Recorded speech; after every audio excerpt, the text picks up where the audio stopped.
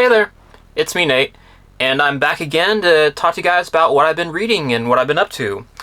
So first off, I left off last week's episode talking about Cursed by Benedict Jocka. This is the second book of Alex Verus. I was planning on, reading this and reviewing this, but this book is trash.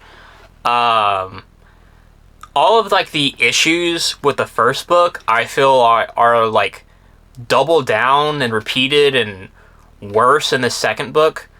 And after having now read Dresden Files, I think I can clearly say that Alex Verus is just your poor man Dresden Files.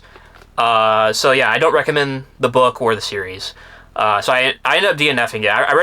I got halfway through. I was trying to push through. I was like, surely this isn't just more of the same as it was with the first book, but it is more of the same, and it's pretty mediocre.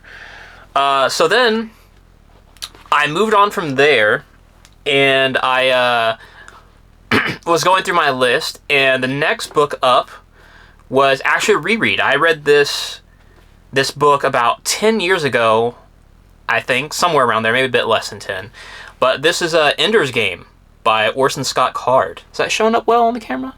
I guess so, yeah.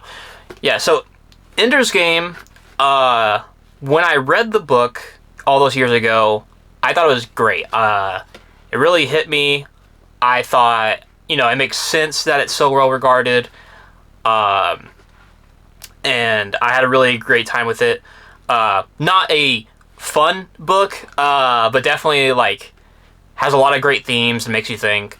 And I finished this earlier today, actually, so I'll have a review for this out tomorrow. So if you want my deeper thoughts on it, be sure to watch that. But if you haven't watched Ender's Game, don't know what it's about, I can they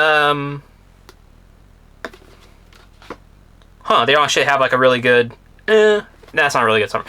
Basically, the plot of Ender's Game is that here in the future, probably I can't remember exactly, 100 or 200 years from our future, is that Earth has had two small wars with this alien race called the Buggers, or that humanity calls the Buggers. And they are preparing for the third invasion. And so they Earth has been taking children that show promise and training them up to be take them up into space to battle school and train them to be admirals and generals and pilots and soldiers and whatnot. And one family, the Wigan family, their kids are pretty close to what they're looking for, for a new leader. So their first child was too violent with Peter. Their second child, Valentine, had the compassion and empathy they were looking for, but too much of it. But then their third child, Andrew Wiggins, or Ender, as the title, as a titular character, he has just the right balance of aggressiveness and empathy that they think they're looking for. So the adults, the military, the government, they basically persuade Ender to leave his family and join battle school. And this is kind of this is basically Ender's story about his time in space and military school, preparing to go up against the Buggers, and the challenges that he faces while he's in military school. My summary may not be that good, it may not sound that interesting, but I don't want to give too much away. Because I'm reading the back of the book, what they have here, and I'm I feel like that gives a little bit too much away, but I don't know. But if you want my thoughts on Ender's Game and what I think about it, after So many years have passed since I last read it. Be sure to watch my review for it tomorrow. And then, so yeah, like I said, I just finished Ender's Game. So next up, I am going to be reading Brotherhood by Mike Chen. So this is a Star Wars novel. I don't think I mentioned it here before, but I am actually a pretty big Star Wars fan. And I've read several Star Wars novels before. I don't think I've read this one. I think I'll be reading this one for the first time. A lot of times I can't... some of these things I can't remember if I've read them or not, because I just have like stacks of books lying around because my bookshelf is overflowing. So I can't remember if I've read this one or not. But either way, Brotherhood by Mike Chen will be my next read. This takes place during the prequel trilogy era, and this is a story of Obi-Wan and Anakin as they're first joining into like the Clone War, and like they're settling. You know, they're going from like Jedi Knights into like military commanders and generals, and like that kind of transition story and like the relationship between Anakin and Obi-Wan. So I'm looking forward to that. And then, you know, that's what I'm going to be currently reading.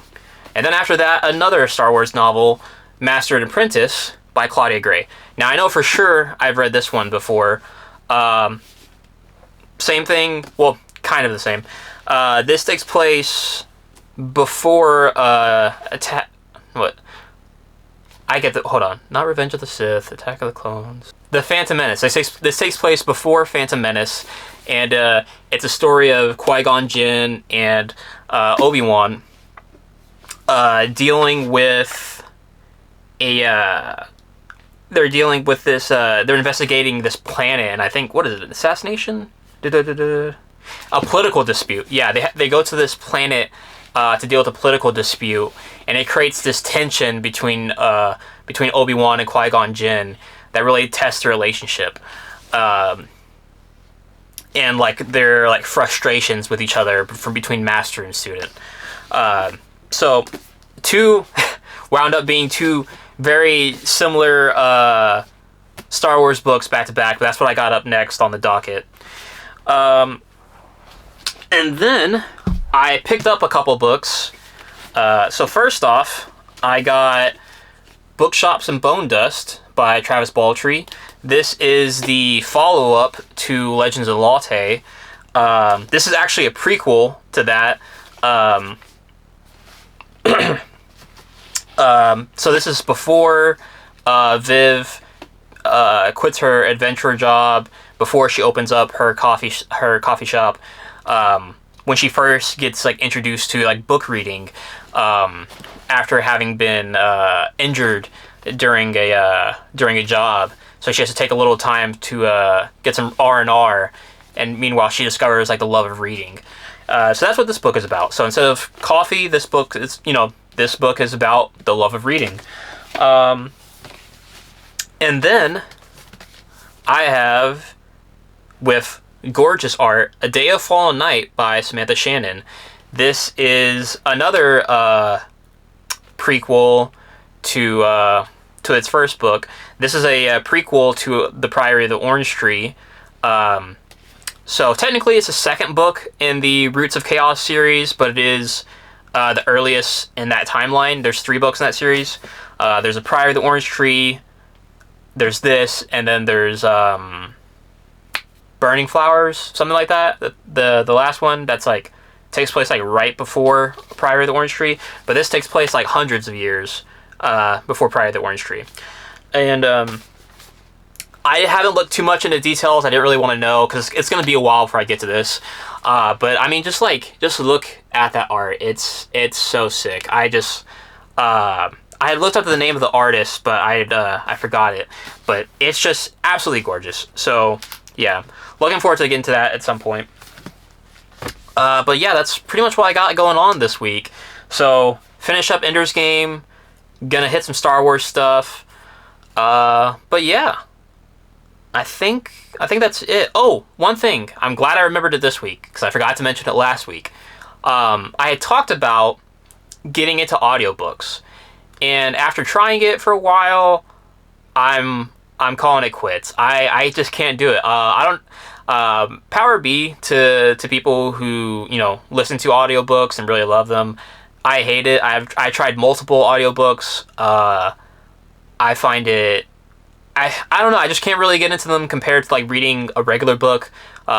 Whether physically or digitally, I think either of those options works better for me than audiobook. So yeah, it just doesn't really work for me.